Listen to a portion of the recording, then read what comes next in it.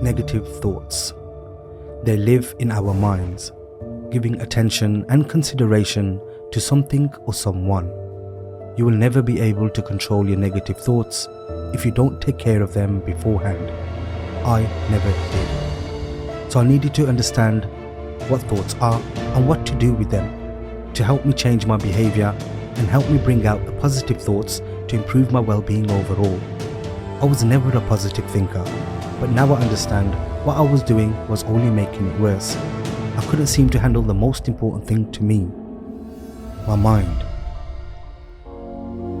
This is a game changer. If you're getting reoccurring negative thoughts within your mind, this can be very beneficial for you. And it can be very beneficial for people with addiction issues, with mental fitness issues, and also criminal behaviour.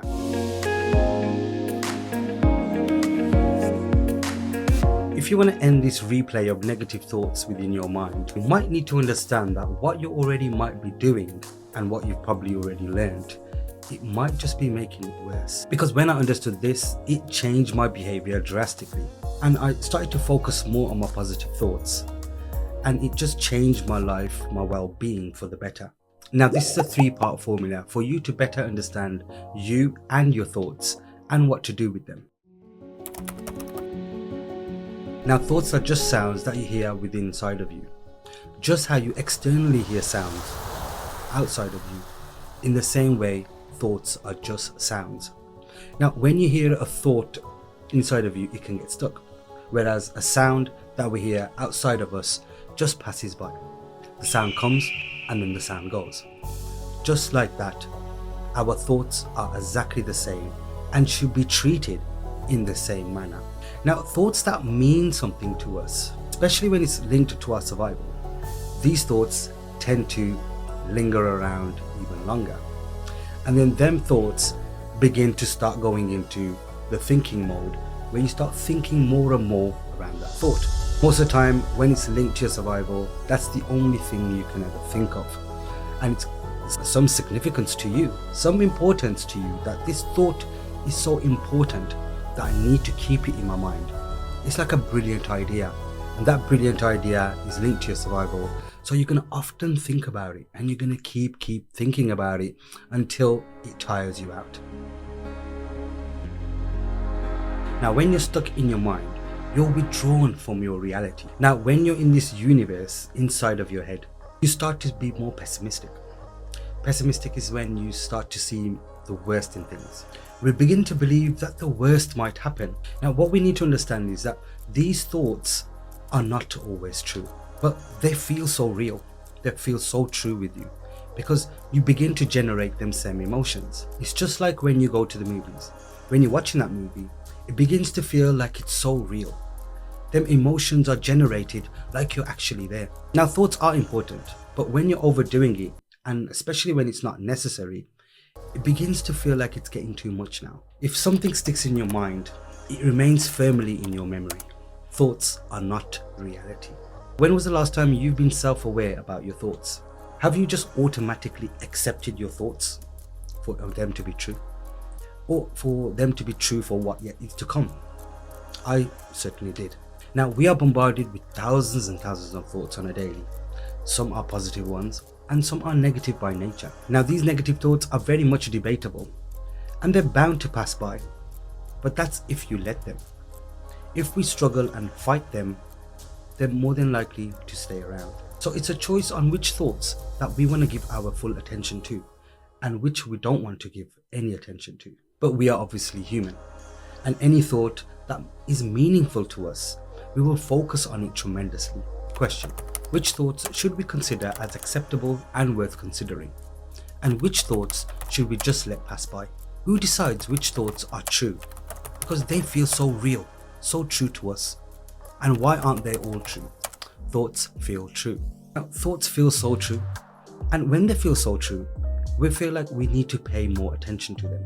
But if I ask you about your thoughts and you become more self-aware about them, and I ask you, why do your thoughts make you feel that they're so true? You'd probably find it hard to explain why. Now, I'll tell you why they feel so true. It's because these thoughts bring up strong emotions, and your body at the time doesn't know what's true or false. So it would react to that, And because your body's reacting to it, you begin to feel that these thoughts are true. But let me tell you, my friends, emotions alone aren't reliable indicators on what's true or false. So whatever you're feeling, it doesn't mean that it's either true or false. Because when you go to the movies, that's most of the time false. You're watching something, an actor being played on screen. But your body doesn't know that these emotions or what's going on in front of you is true or false. So it brings up them emotions. Your body begins to act like that. And then you feel that what's going on is so real and so true. You have a think about it yourself. How many times have you thought that something's going to happen and it hasn't happened? It's all about our emotions. Now, they can be greatly influenced by our personal biases, our past experiences, and the situations we are currently in. It's our decision on which thoughts that we consider to be our reality. And how are we going to come to the conclusion on which is our reality and which is not? If it's our thinking that's affecting our emotions and making us feel that it's so true, then our thinking shouldn't be emotional. It should be more logical. When we logically think about something, then our emotions aren't at play. And then we'll be able to know, is what I'm thinking about, is it true or is it false? We should check the evidence around it and have a broader perspective. Another thing that makes it so true to yourself is that you keep thinking about it consistently. And because it keeps coming up in your mind, you're obviously going to start to believe it. Thoughts like, I'm not good enough, something bad gonna happen, I'm a failure. Due to the consistency of these thoughts, they just keep coming in your head and they just don't go. So then you just tend to believe that this is actually true. Now it's important to understand that just because these thoughts keep coming in your mind, it doesn't mean that they're true. You need to question your thoughts on why are they true, not just automatically assume that because they keep coming up that it's going to be true. Now when I mean questioning the thought, not yourself.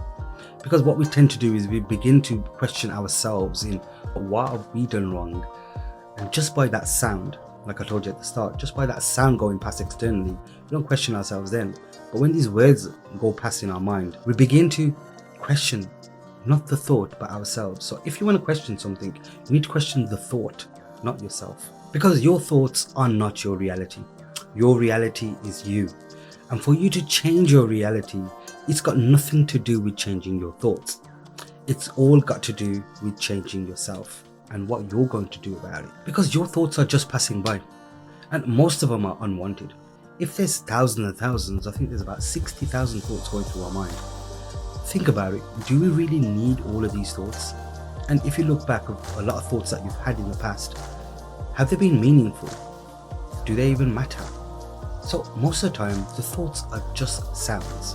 Now, if the thought's meaningful to you, if it's linked to your survival, then surely focus on it. Think about it for a bit. But then you don't need to keep focusing on it. The minute you put it into action, there's no thinking anymore. It's about doing now.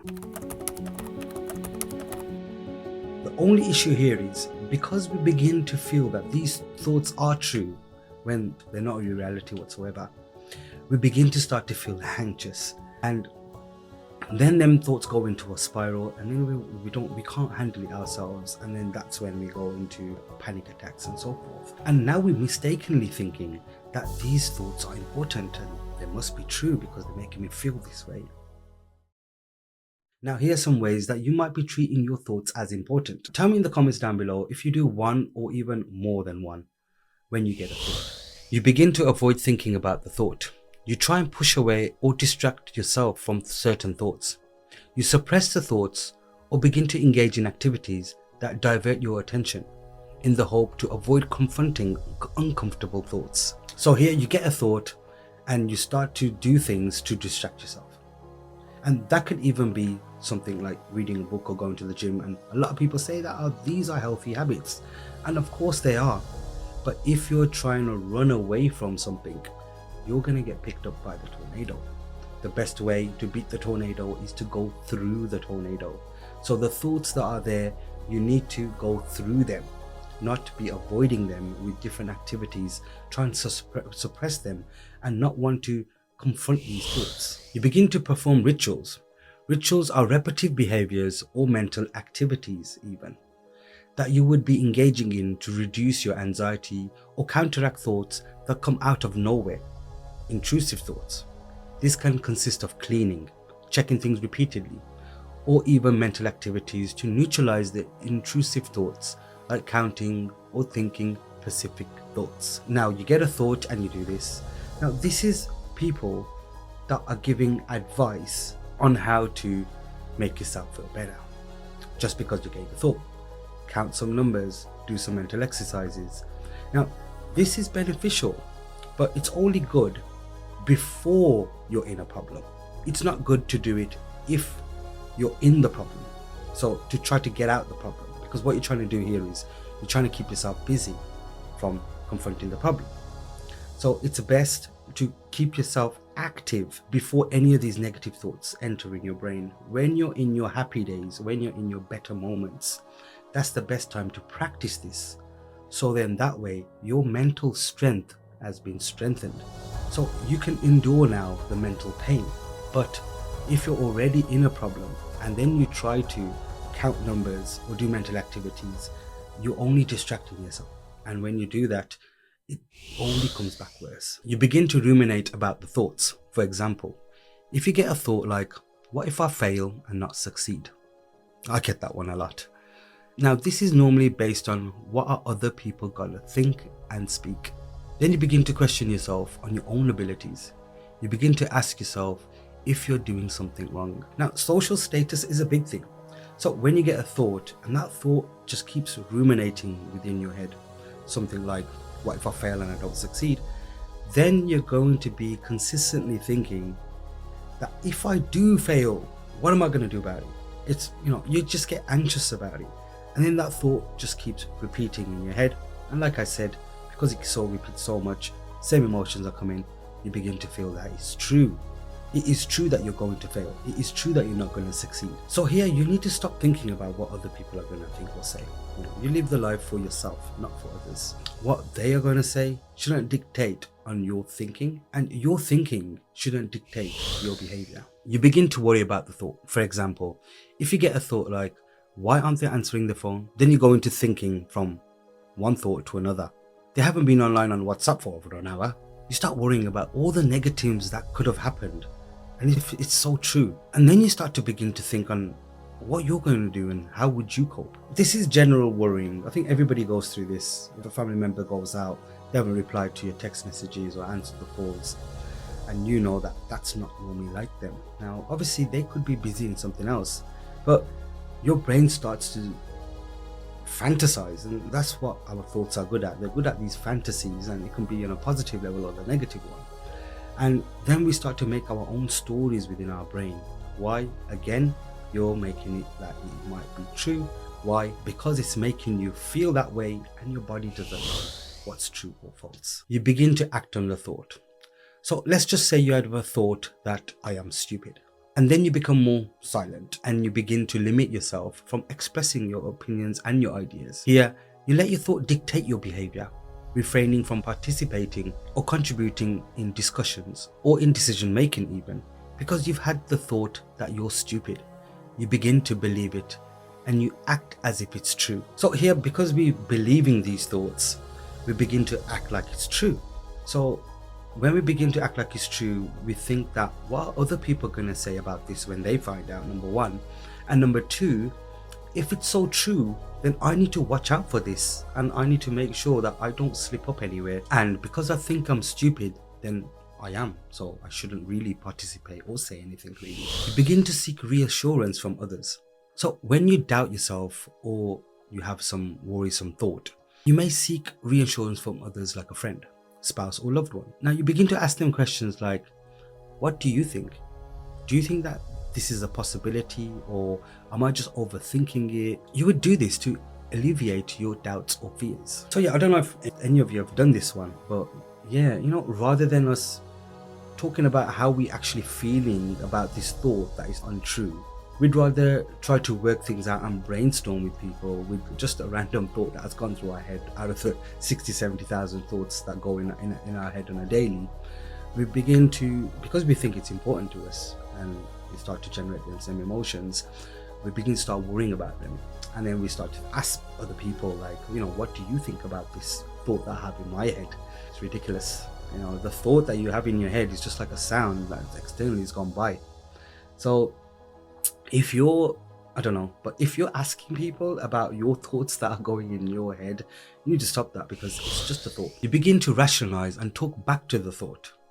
This is a technique commonly used in cognitive therapies, which involves challenging the validity of the thoughts. For example, when you have a negative thought, you start to question the evidence supporting the thought to reduce its impact on you. This is what they do in CBT. And you begin to think back and talk back with your thought, with yourself, really. That survival chimp within your head. You're saying this for my survival, but I want to question it. Now, when you're questioning this survival thought, which is trying to help you in your life, it doesn't like it. Now, imagine you saying that to someone else, and they don't like something you're telling them. They're going to obviously fight back with you. You're going to fight with them, they're going to fight back with you, and that can go on for a few hours. That's exactly what's going on in your mind. When you're thinking about the thought and you want to then act back onto that thought and say, no, I think it's this. And your thought is telling you, no, this is what it is. This is for your survival, so you need to listen. You're saying, no, I don't want to listen to it. I think it's this. So you're fighting back and forward for hours. Now, you don't really need to do that. You need to let them tell you what they're telling you. It could be useful, just like someone else, like a normal human being, another friend of yours. If they're telling you something, it might be useful to you. Let them tell you. When they tell you, it's going to last probably about 5 minutes. If you don't interrupt them, and if you don't counteract with what they're saying, confront them and challenge them. When you begin to interrupt them, it takes longer. I don't know how many of you have experienced this. And when you counteract and fight back with what they're saying, then they'll say more. So then it'll take more, an hour or two now, or maybe days, for you to then come to a conclusion to this discussion. Now, it's only a thought, remember that. It's only probably for your survival. So when it's just a thought, just hear it out. That's all you gotta do. Just hear it out. I'm like, okay, I've heard you. If I think it will apply, I'll apply it. And if I don't think it will apply, then I'll let it fly. Now, I think many of us find that rituals are the way out. If we tend to keep ourselves busy, then these thoughts will gradually fly away. But what you don't understand is that these thoughts will fly away. When you're keeping yourself busy and doing everything else and suppressing these thoughts, they don't want to fly away. They want to keep trying to explain it to you until they feel you've understood it. So then these thoughts won't begin to ruminate within your head, and you won't even need to fight back with them because you're hearing it out. Now, it surely works. You can suppress these thoughts, you can ruminate, you can do rituals and get busy with something else. You can talk back, and that sound will go away. Your thoughts will go away for a certain period of time, but then they'll come back worse. And when they come back worse, you won't be able to handle it. And how it works is, once you go into that dimension where you'll go there and you'll come back, and then you'll go there and you'll come back, and one day you won't come back. So one day you will go there, you'll go for that fight, and you'll be stuck there. Then you'll begin to feel more anxious on a daily when anything comes up in your head, any sort of thought, especially the negative ones. So what's happening here when you're avoiding the thought? It means you're believing the thought. So if you're believing the thought, then you're going to need to avoid it. So if you're believing the thought, hence you're going to need assurance. So hence you're going to then speak to somebody about it. So then you're going to do either one or all of the treatments that you feel that are right, of that I've just suggested, that what you do after a thought, because you're thinking that your thoughts are important. So let's just say you have a thought that you're not good enough. You begin to self-criticize yourself, and you begin to look in your past to see how many times have you not been good enough. Is this true? How many times you try to seek the evidence? You try to see how many times have I failed in the past. Now, instead of you focusing on your failures in the past, I think it'd be better if you focus on the more positive things. So on how many times you probably succeeded in the past, and how many times that you can succeed in the future. But you looking in the past and seeing how many times you've failed ain't problem solving.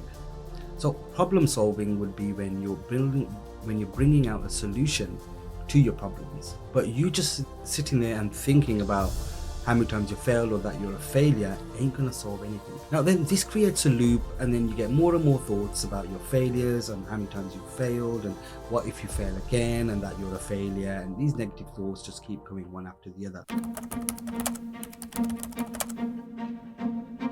I remember when I was told back in India 15 years ago, where a thought is just a thought. Nothing more, nothing less. It is only when we automatically make it meaningful to us, then it begins to mean something. It's more realistic to see thoughts for what they are. They are just thoughts. They are separate from our reality. You need to detach yourself from the thoughts and no longer believe that the thoughts are meaningful or important. Now you can learn to leave your intrusive and negative thoughts alone and pay less attention to them. You can try and have a more relaxed relationship with your thoughts. And if that's not enough and you want to learn more, then I'll be introducing mindfulness detachment on one of my future videos. This can help you to relate to your thoughts in a more relaxed way. So be sure to subscribe if that's something that interests you. Which brings me to part 2 of this session. Thoughts don't dictate your behavior. We generally feel that we need to be motivated to handle our thoughts, and we feel that having these negative thoughts means that we should act on them. See, when you suffer from depression, you generally feel that you need to be motivated to do things. And on the flip side, when you suffer from anxiety, you may feel that certain thoughts may make you act on them. So you try and get rid of these thoughts by keeping yourself busy in certain activities until you have the right thought. But the truth is that thoughts don't determine your actions. We don't need to be motivated or have the right mindset to act on, or that certain thoughts might make us do bad things. Thoughts, feelings and impulses are all separate from our thoughts. We can have a thought and then choose to act on it or act against it. We decide which thoughts that we want to act upon. Now put it to the test. From the thousands and thousands of thoughts that you get on a day, or if you have them tomorrow, see how many of them thoughts do you act upon. Have you got up and gone to work even though you don't want to or you don't feel like it? Have you cleaned up in your house even though you weren't feeling motivated? That's because you choose to do it. This is because you chose which thoughts that you want to act upon and which you don't. Now, whether there was something at stake or not, what I'm trying to get to is that you choose on which thought that you want to act upon. So you have control over your behavior regardless in what you think. The question is, do you believe it? Because even though you felt demotivated or felt anxious, you still have done something different to then what you were thinking. And you've still done what you needed to do, even though if it wasn't always. So what should you do if you have an unwanted thought? Now, if you have issues with your negative thoughts, then you can write this down. Remember, thoughts don't have control over your behavior. You do, okay? And you don't have to wait for motivating thoughts to take action in your life. Just get up and do what needs to be done.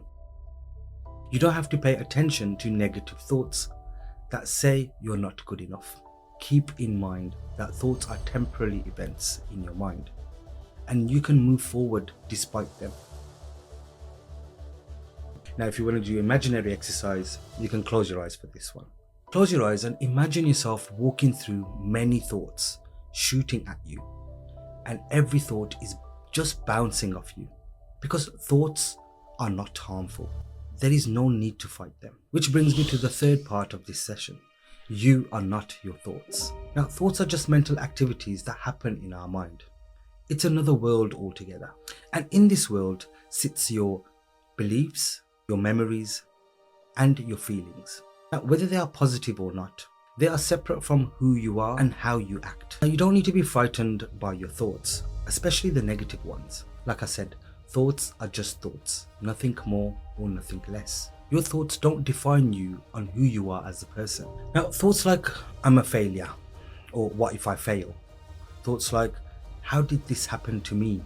Or why is this happening to me? Thoughts like wanting a different partner or even hurting someone. It's okay and it's normal to have negative thoughts that are upsetting. Even though these thoughts sometimes might feel strange or even unreal, they are just thoughts passing by, and they don't determine your identity on who you really are or even your reality. Negative thoughts are a natural part of the human brain. Your brain generates around 60,000 thoughts each day. Questions. But does that mean we are defined by all of these thoughts? And do certain thoughts hold more importance to us than others? And who decides which thoughts are important? These thoughts can change easily and be influenced by many factors. We all have all sorts of random thoughts. Now, some of them don't even reflect ourselves, or probably aren't even meaningful to ourselves, or are not even our true self. Now, our minds have the capability to entertain a wide range of fantasies and even conflicting thoughts. But these passing by thoughts do not reflect on who you really are, and they do not define you whatsoever. They're these inner events that consistently change, but you as a person don't need to change because of specific thoughts, no matter how negative or odd they may feel. These thoughts are like ideas in your head, and the actions is what you do in the real world. Now, your actions have the power to make a difference and show your true nature. Now, your actions define you as a person because you can observe these actions, whereas your thoughts, nobody can observe them, and your actions have real world consequences. Have you ever heard that he or she got in trouble because of their thinking? No, I haven't either. Controlling your thoughts is a myth. There is no way on this planet Earth, I don't know about any other world, but there is no way that you can control your thoughts. Your thoughts will come up no matter what.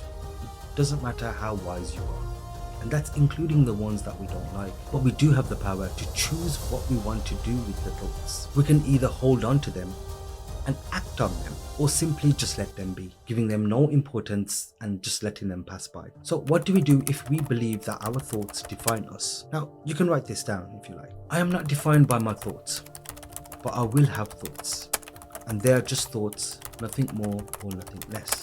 My thoughts are temporarily passing by experiences in the mind that do not shape my true identity. My actions are more an accurate reflection of who I truly am as a person. I think of myself as the sky, and my thoughts are like clouds passing through, while I, the sky, remain unchanged and unaffected by their movements. So when should you take your thoughts seriously? Because that's important as well, because we do get actual important thoughts. We do go into thinking mode, and we do find ways to conquer something and maybe problem solving. When should we take our thoughts seriously? So when deciding to take your thoughts seriously, it's best to consider our core values. So what are my values, you may ask? It's the things that are most important to you. If you still can't figure it out, you can ask someone and see what they say that is most important to you. And that's most of the time your core values. Now, even if you don't ask them, you can just think what they might say about you, but it might be totally different to what you might think. But you'd be able to figure out is what's most important to me. Now, if your thoughts are aligned with your values and help you grow and be more positive, or even improve your relationships, then it's worth paying more attention to them. So let's go through an example. So let's just say being polite and being respectful is important to you. So if you have thoughts relating to your values and you're interacting with people, you may need to pay attention to these thoughts because they might dictate your behavior with them. But even then, it's a choice, and you should decide if you should use these thoughts or not. It's important to practice these thoughts, to use them or not in moderation when it comes to taking certain thoughts seriously, even when they reflect your core values. So if you're unsure if you should be using these thoughts as important or not, then it's best to postpone these thoughts. I don't know if you've heard about this before, but it's best to have a think about it later on. Now, you can use the technique called worry postponement. Furthermore on this on another session, so if you do want to watch it, you know what you need to do. It's an excellent idea if you doubt the validity of your thoughts. What happens if you don't respond to your thoughts? By you not responding to your negative thoughts, it could be a game changer on your overall well-being. When you engage in these negative thoughts by ruminating, by keeping yourself busy, by analyzing or even pushing them away, you give these thoughts power and prolong their influence on your emotions. When you pay attention to your negative thoughts and let them bother you, they become stronger and it makes it worse for you. However, by choosing not to respond to your negative thoughts, you break away this cycle and take away the control they have over you. When you don't respond to your negative thoughts, you give more space for the positive thoughts to come in. This helps you to focus on the most important things that are more important to you. You begin to feel better overall, and you begin to feel more mentally strong. In summary, regardless of their truthfulness, thoughts are still just thoughts. Thoughts exist independently from reality as inner events that come and go. You assign significance to thoughts because you believe that merely thinking them makes them valid. However, this belief is not accurate. So how you act is more important than what you think. That's the end of the session for today. I hope you enjoyed and learned something new from your thoughts and any issues with your depression or your anxiety, addiction, or criminal behavior. Until next time, put another video up soon. I hope you like it and hope you like the next one. Thank you.